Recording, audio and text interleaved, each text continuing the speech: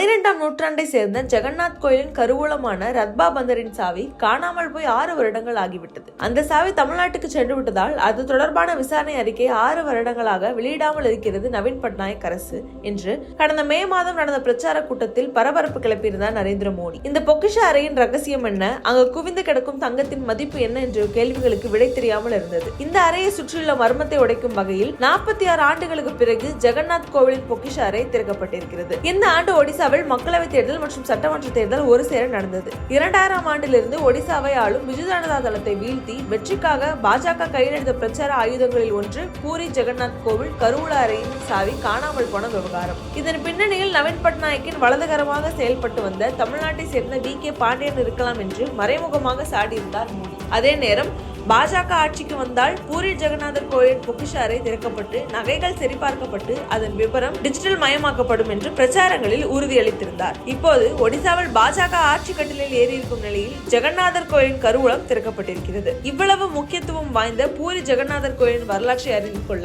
பல நூற்றாண்டுகள் பின் செல்ல வேண்டும். 12ஆம் நூற்றாண்டில் கட்டப்பட்ட பூரி ஜெகநாதர் கோயிலுக்கு பல்வேறு காலகட்டங்களில் பல்வேறு மன்னர்கள் வெள்ளி, தங்கம், வைரம், வைடூரியம் என ஏராளமான விலை மதிப்பற்ற ஆபரணங்களை காணிக்கையாக அளித்தனர். பக்தர்களும் பல்வேறு நகைகளை தானமாக வழங்கியுள்ளனர். இந்த பொக்கிஷங்கள் அனைத்துமே கோயிலுக்குள்ளேயே அமைந்துள்ள ரகசிய அறையான ரத்னா பந்தர் என்று அழைக்கப்படும் பொக்கிஷ அறையில் பாதுகாக்கப்பட்டு வருகிறது. கோயில் தரைப்பகுதிக்கு கீழே சுரங்க அறை ஏற்படுத்தி அதற்குள் நகைகள் வைக்கப்பட்டுள்ளன. இந்த ரகசிய அறை 2ஆக பிரிக்கப்பட்டிருக்கிறது. வெளிப்புறம் உள்ள பஹார் அறையில் இருக்கும் நகைகள் கடவுளுக்கு திருவிழா காலங்களில் அணிவிக்கப்பட்டு மீண்டும் பாதுகாக்கப்படும்.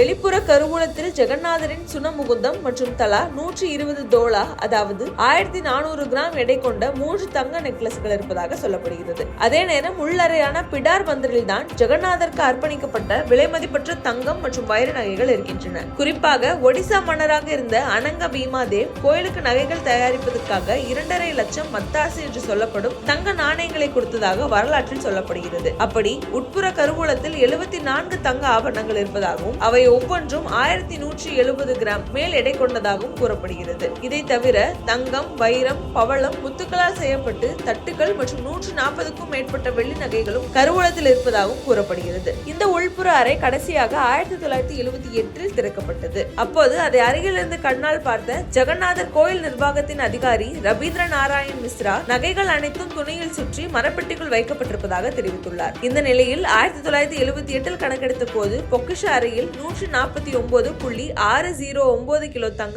நகைகளும் 258 கிலோ வெள்ளி பாத்திரங்களும் இருப்பதாக ஒடிசா சட்டமன்றத்தில் தெரிவிக்கப்பட்டிருந்தது. அதன் பின்னர் பொக்கிஷ அறை குறித்து ஆராய 1984இல் தொல்லியல் துறை குழு ஆய்வு முயன்றது. ஆனால் பொக்கிஷ அறையின் நிலைமை மிகவும் மோசமாக இருப்பதாகவும் பாம்புகள் உள்ளே இருப்பதாகவும் அந்த ஆய்வுக்குழு கூறியது. பல ஆண்டுகளுக்கு பிறகு 2018ஆம் ஆண்டு மீண்டும் பேசுபொருளாக மாறியிருந்தது பூரி ஜெகநாதர் கோயில். காரணம், உலக புகழ்பெற்ற இந்த கோவிலின் கருவூல சாவி காணாமல் போனதாக செய்திகள் வெளியாகின. இந்த கோயில் அமைந்திருக்கும் பூரி மாவட்டத்தின் ஆட்சியரே சாவிகளுக்கு பொறுப்பாளராக இருப்பார். இருந்த போதும் சாவிகள் காணாமல் போனதாக சொல்லப்பட்டது. இது மிகப்பெரிய சர்ச்சையாக மாறி போக இது தொடர்பான பொதுநல வழக்கை விசாரித்த ஒடிசா உயர்நீதிமன்றம் மாநில அரசு ஒரு உயர்மட்ட குழுவை அமைத்து ரத்ன பந்தரில் உள்ள பொருட்களை கணக்கெடுக்க உத்தரவிட்டது. அதற்காக மாநில அரசு சார்பில் 11 பேர் கொண்ட குழு அமைக்கப்பட்டிருந்தது. ஒடிசா உயர்நீதிமன்ற நீதிபதி விஸ்வநாத் ராஜ், ஜெகநாதர் கோயில் நிர்வாக தலைமை நிர்வாகி அரவிந்தா பதி, ASA கண்காணிப்பாளர் DB கடநாயக் மற்றும் பூரியின் பட்டத்து மன்னர் கஜபதி மகாராஜாவின் பிரதிநிதி உட்பட 11 பேர் இந்த குழுவில் இடம்பெற்றனர். இப்போது 46 ஆண்டுகளுக்கு பிறகு இந்த கருவூலம் திறக்கப்பட்டிருக்கிறது. உள்ளே அனைத்து நகைகளும் இருப்பதாகவும் பாம்புகள் எதுவும் இல்லை என்று தெரிய வந்திருக்கிறது. அத்தோடு இந்த குழு சென்று அனைத்தையும் பார்வையிட்ட பின்னர் உடனடியாக வெளியே வந்ததாகவும் நகைகளை மதிப்பீடு செய்ய தொடங்கவில்லை என்றும் சொல்லப்படுகிறது. ஏனெனில் 1978ஆம் ஆண்டு திறக்கப்பட்ட போதே நகை கணக்கீடு செய்யவே 70 நாட்கள் வரை ஆனதாக சொல்லப்படுகிறது. சாவிகள் பொருந்தாததால் பூட்டு உடைக்கப்பட்டதாகவும் சொல்லப்படுகிறது.